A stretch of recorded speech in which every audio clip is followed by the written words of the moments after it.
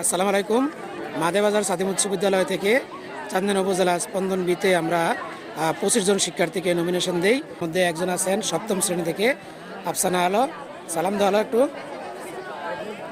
তারপর আছে নবম শ্রেণী থেকে আমাদের দুজন শিক্ষার্থী, একজন হলো সামিয়া জামান, সামিয়া একটু, আরেকজন আছে নাফিজা জামান ওহি একটু বলো।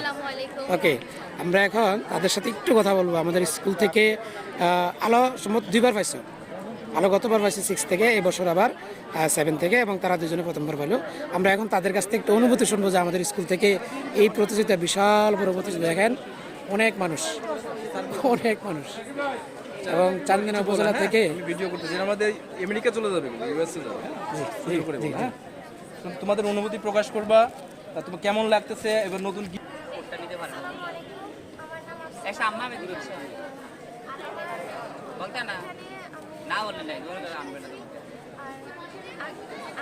আমাদের এবার নতুন করে যে গিফট দেওয়া হয়েছে এটার জন্য আরো খুশি আছি।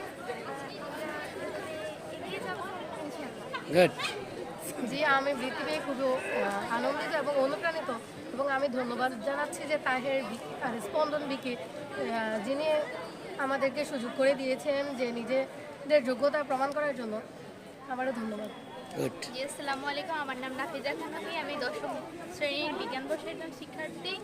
আমি এই বৃত্তিতে পেয়ে খুবই আনন্দিত এবং স্কুলকে এবং নিজের অভিভাবককে সম্মানিত করতে পেরেছি, সেজন্য আমি আরও অনেক বেশি আনন্দিত, এবং পরবর্তী বছর আমি আবারও দিতে চাই এবং সেটা আমার এই ইয়াটাকে ধরে রাখতে চাই। কোন স্কুল তুমি?